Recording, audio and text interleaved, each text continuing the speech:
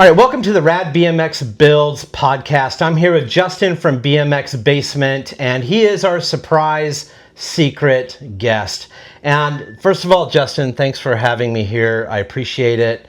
I want you to tell the camera who you are, where you live. You can give out your address if you want or not. And tell them what you do and why you do it. My name's Justin. I have a hobby page called the BMX Basement, or BMX Basement. I'm a collector, builder, enthusiast, 80s geek, all of these things. Okay. And So you collect more than bikes? yeah, I have some childhood toys that I've hung on to or recollected, if you will. Nice. So a lot of people will just collect things that they have a nostalgic collection to or connection to. So for me, it's bikes, it's skateboard decks, it's music stuff. But of course, the channel's about bikes. Right. And it's one of the main reasons I'm here, other than we become friends over the years. But you have an extensive collection of bikes. And when did you start getting back into them, and what bike got you back into them? So it's probably been, I would say, 6 or 7 years at this point. Right. And my original bike, which is my CW California Flyer, if you follow my page, I focus on that bike a lot. That was the first real freestyle bike that I got when I was a child. And I saved a long time to get that bike, and it just meant a lot to me to be able to get that bike. It's been a vessel, it's been a way to meet people, ride the bike, do tricks, those sort of things, fit in with kind of the older guys that were riding, and it was a connection. And I've hung on to that over these years. The bike got parked for a long time, and then when I found it, it just sort of sparked the interest again, and that's kind of how I jumped back in. So when you got that bike back, did that interest you to find more bikes like that? Yes and no. I mean, initially, how do we get from that to where you are now? So initially it was, that bike was going in the dumpster. My mom called me and said, "Hey, gosh, do you want the purple bike?" And I said, "Yes, don't do anything with it. I'm on my way." So I got it in pieces. There were parts missing that I don't even know how they were missing. The original mags were still there. There were just a couple weird pieces missing that I don't remember taking out. But I got the bike, and then it sat here in the basement for, probably 8 or 9 years before it sparked. And that long? Yeah. Long time. That's wild. Yeah. And 6-7 years ago, bikes were getting very popular. The vintage, old school BMX bikes were really getting traction back then. When I got into this, it really wasn't quite there yet. And then it seemed like right around 2018 or so, and that might be about when you got into this, I started to see a huge uptick and a lot of people doing it. But I go around quite a lot, and I don't see a lot of people doing it on this level. How did you, what made you go to this level of building, collecting, restoring BMX bikes? Well, I obviously have a passion for it. It was a huge part of my childhood, and I lived in Freestyle and Magazine, BMX Plus. My mom can tell you, I dragged those magazines everywhere we went. We go to the lake, I brought a copy. We went to the beach, I'm sitting there reading it, ripping the thing up. You know, it was... That's awesome. And yeah, man, I loved seeing the action shots and how the guys were doing the tricks. You know, you'd flip a page open and there'd be like 20 different images, still images of how to do this trick, and you try to figure out how that would work. Yeah. But, you know, the ads would get me, like, buy these grips, 100%. Buy these wheels, you know, and all the showcased pieces, because we didn't have the internet back then. Right. So that was your... Thank God. Yeah, but at the time, that was your channel to seeing a lot of this stuff. Yeah. You know, so it just has stuck with me, and the CW sat here for a while, and then I started seeing other frame sets. I was like, oh, so you were looking around. So I bought a frame set before I did the CW, and then I bought another frame set before I did the CW, and another. I want to say I got to about 5 frame sets, and I was like, geez, my intent was to actually put my childhood bike back together, so I should probably focus on that. So that's where I sort of changed gears, went back to the CW, did some restoration work with that. I kept it as original as I could remember. We have some video and photos when I was a kid with that bike. So that's sort of how I went about putting it back together, trying to capture that feeling and the look of that bike in 1987, 1988. That's kind of cool, the magazine story, because like when I go to the store with my mom or dad or whatever, I'd run right over to the magazine rack and let them do whatever it is they're doing. Shop for whatever they're doing. I didn't care. I ran right over to the rack and I found whatever BMX magazine that place had and I'd open it up. I was the same way. I couldn't afford to buy it and my parents would never buy it for me. So I'd rifle through it as fast as I could and look at the ads. And I remember the ads being more important to me than sometimes the feature story. I'd look at the cover and I would look at the ads because I wanted to see what new parts were coming out back then, and like the Maxi Cross cranks, the Arreo wheels, and what new frame or bike was, you know, for that year that was coming out. And you would see GT Performers for a few $100, you know, you're like, oh my gosh, I wish I had a few $100.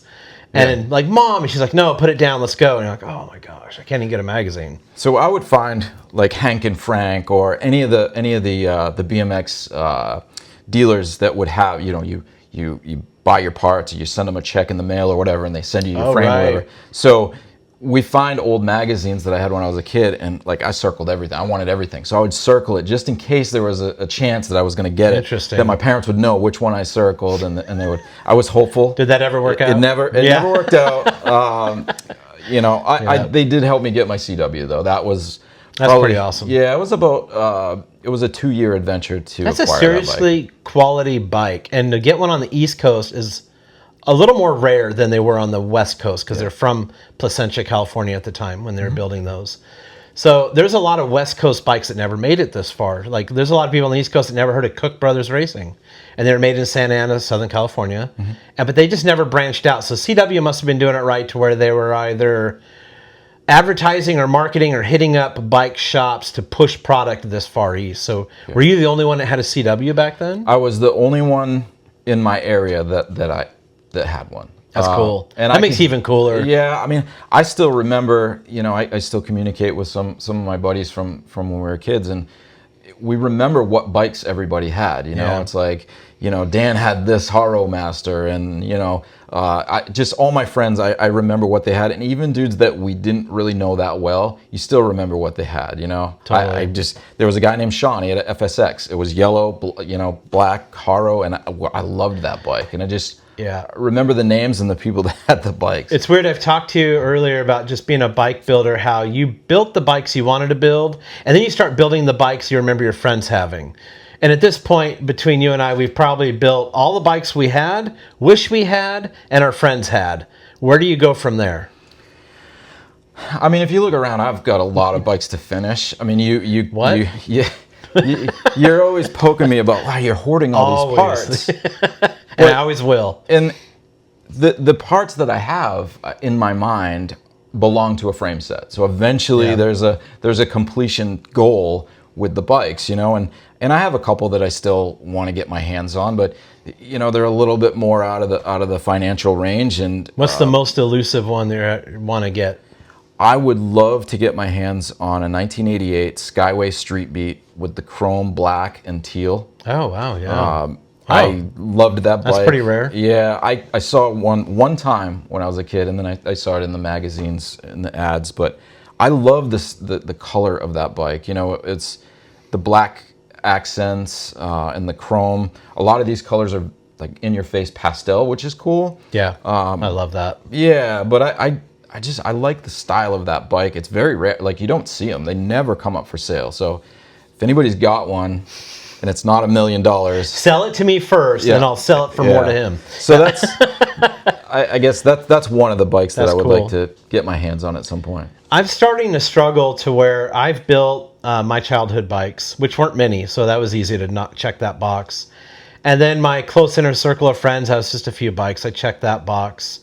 And then I was like, okay, bikes I remember or have a connection to that motivate me to do a build on, I've built those bikes. So now I'm trying to find a way to be creative and come up with something new with that old look. It doesn't have to be the 1986 GT Performer. It doesn't have to be the James C. Darrell Young. It could be something completely different but cool. So I'm on a weird teeter-totter of custom but looks old school. Yeah. And trying to find and create something different and new but still looks era correct. So I'm always struggling and searching for something to motivate me. What motivates you when you see something, or maybe you're not even looking for it? What do you see that grabs your attention that would motivate you to want to do a build? I have an extensive collection of freestyle magazine. I've sort of rebuilt my library, if you will. Yeah, I've and seen it. Man, every once in a while, you're just flipping through, and a bike just kind of hits you. And it's crazy that I can remember those issues, and I remember the photography and the person riding the bike. It's 37, 38 years later, you're still connected to that, and I think that's really, this bike and this hobby brings a lot of that childhood back, and a lot of fun memories. And like you said, you remember your friends' bikes, and maybe they've moved on and they don't even remember this stuff, and then they see you like maybe hiding that you're a bike geek, and they're like, oh man, I remember that bike, and I had this bike, and that's so cool. And it kind of sparks conversation and brings back you start communicating with people you haven't seen for a long time over a common thing that was such a big part of our lives as kids. So I love the bikes. I love the colors and the whole feel of that era, but it's bringing back together people that have that common interest and live that life. People that didn't live in the 80s or do what we do, you can show them these bikes all day long. They could care less. If they don't connect to it, they don't care. You find the right person, and it's like a light bulb, and then you can't stop talking. Then you sit down and you have podcasts with these other talking about kids' bikes. You know what I mean? So it's great. Couple middle-aged men talking about kids' bikes. Just sitting in a basement. It's not weird. I was going to ask you another question, but I'm going to piggyback off what you just brought up. Do you think getting into bikes and you having a social media presence on Instagram and TikTok has opened doors and allowed you to network and meet people you never thought you would have met? Absolutely.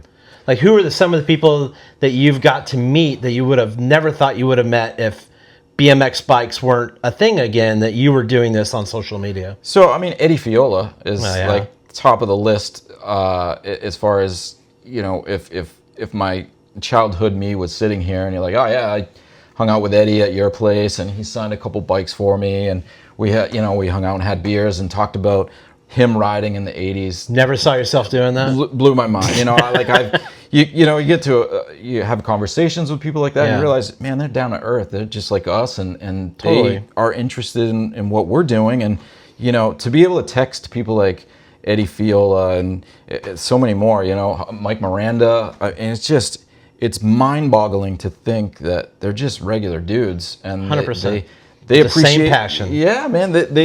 They appreciate that we remember them, and they hang on to that. So it's really cool to connect with a lot of those people that I never imagined I'd be talking with. I constantly remind myself of that, because YouTube has given me the opportunity to open so many doors to meet so many people I would have never thought I would have met, and people I didn't even know that existed until I started doing this.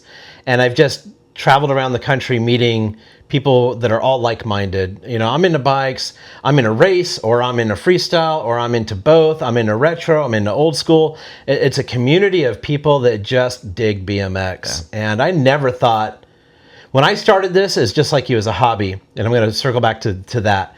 It was just a hobby, and then mine escalated to where it forced me to take a different route with it. And I love that it did that, because now I'm sitting here with you doing a podcast. I never thought that would happen. Or I had Eddie Fiola, Mike Miranda, and Kevin Hull hanging out at my place for a whole afternoon. When I started this, that was never even a thought that could happen. Way, right? And I barely filmed any of it, because sometimes you just got to take it in. Right. And that was a me moment where I wanted to be selfish and just let that happen naturally and organically. And I don't need to document everything. Sure, I wish I had footage of a lot of what we talked about, but I like that some of it was just intimate, and it was just, not all of it was captured for the world to see, that it was just for us. So to come back to the hobby part, you said in the beginning of this is a hobby, but you do Instagram and you do TikTok. Do you see it progressing any bigger than a hobby with those two platforms? I honestly don't know. As crazy as this sounds, my goal has always been to share what I'm doing with people, because not everybody can find these bikes, and not everybody has a place to build the bikes. And right now it's a hobby. it clears my mind. I work a lot of hours. I'm very busy. I've got, you know, a couple kids and a wife and a house to take care of and a dog to take care of. But when the dust settles, I can come down in this space and I can create. I can build a bike. I can replicate what I saw in a magazine. And then the funnest part has been, you know, we connected 5-6 years ago, and you pushed me to like, hey man, you should share this with people. People would really like to see these things. Yeah. And I took that lead and I invented the page. It was like 2020. I was sitting down in this other room with COVID thinking, what am I going to do for 10 days? Yep. Hey, let's take some pictures of my collection. And that's sort of how it unfolded. But for now, I really enjoy connecting with people. I really enjoy the hobby of like trying to spit shine some of these old bikes. You know, these are newer ones. Most of my stuff is original paint, original decals, and that's really what I focus on and try to get.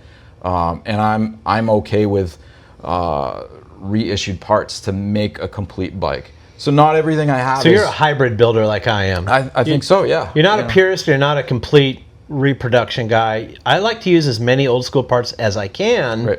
But I'm not going to go absolutely insane and pay $500 for pedals when I can go buy them much cheaper and be just as happy with them. Yeah. Yep, for sure. A hybrid way to go is the most efficient way to build these bikes. You can be whatever kind of builder you are. Yeah. It's your bike, it's your money, it's your time. I don't critique anyone else's builds because it's your build. So whether you use old school, new school, in between school, mid school, who cares? Yeah. But you're here, like you said, is kind of a decompression from life to come down here and have a you moment to build bikes and just be a happier version of yourself after such a long day.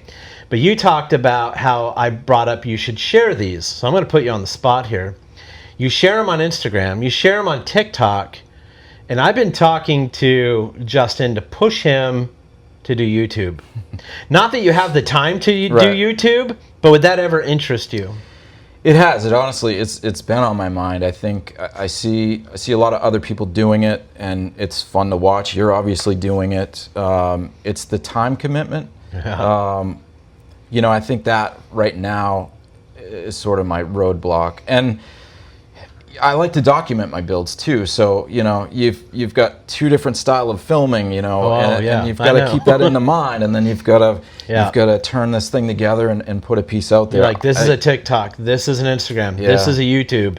It's a lot. It is. It is. I am definitely, you know, I want to do it. I think I've had a lot of people ask me to do it and ask about the builds, and it would be a lot easier to explain the build process and what parts I used, and did you restore this piece? How'd you restore it? Those sort of things I think would be sort of received well in YouTube. So the reason I think you should, and I wouldn't tell everybody to do YouTube because there's some people that just shouldn't do social media or YouTube. It's sad, but I'm raw and unedited. I'm going to tell you like it is.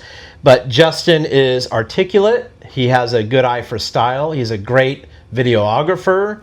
He just needs the time. If Justin had the time to do it, your videos would be insanely good, and you have the bikes for the content.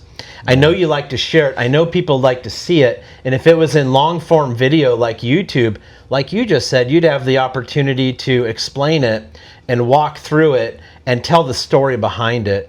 And that's what YouTube's about. And that's what kind of podcast is about too, is it gives you that platform to take more time to explain, or how-to video, or where I found this kind of video, or who I got to meet kind of video, instead of a 10, 15, 30-second clip on Instagram. Yeah, you're trying to race the clock to get as much information in. Edit it all together real quick within the app. It's a lot of work to do YouTube, but it's very rewarding. Not necessarily in the financial sense, but it's rewarding to get the content out there and then read the comments where people are like, I really appreciate that you're making these videos, for example.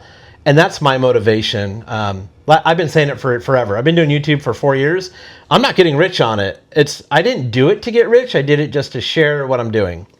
If one day I get rich on it, that'll be great. I'm okay with that too.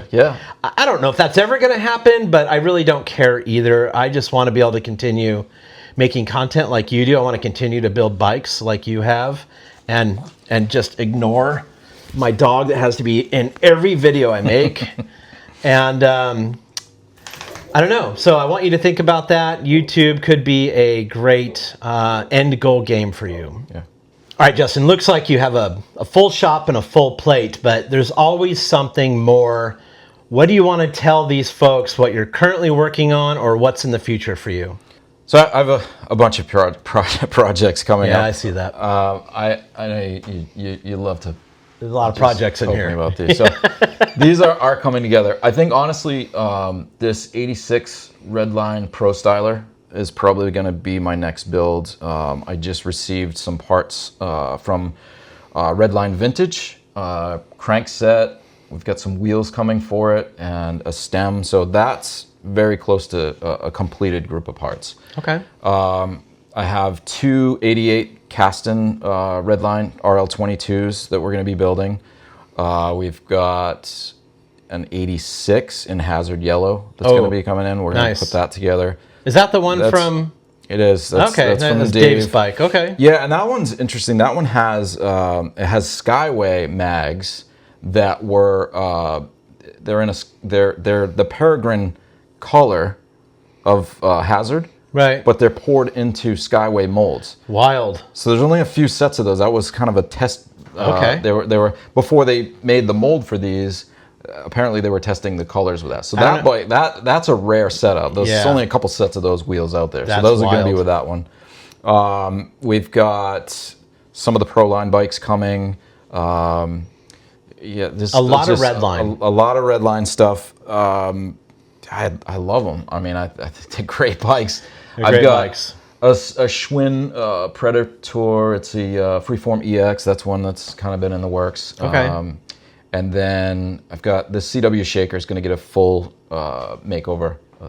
Very cool. That's on the list as well. So a lot of stuff going on. It just takes time to put them together. Well, I look forward to all of it. And if you want to see some of that, make sure you follow Justin at BMX Basement on Instagram. It's the same on TikTok, right? Yeah. BMX Basement. Yeah. No underscores or anything weird. I don't know. Okay. Yeah. Just at BMX Basement and whatever platform you choose. Great guy, great content. So make sure you tune in for that. Justin, thanks again for having us down here, showing off your collection and talking BMX with us. And that's going to be it for the RADBMX Builds podcast. Thanks again for tuning in. And as always, stay rad. Stay rad.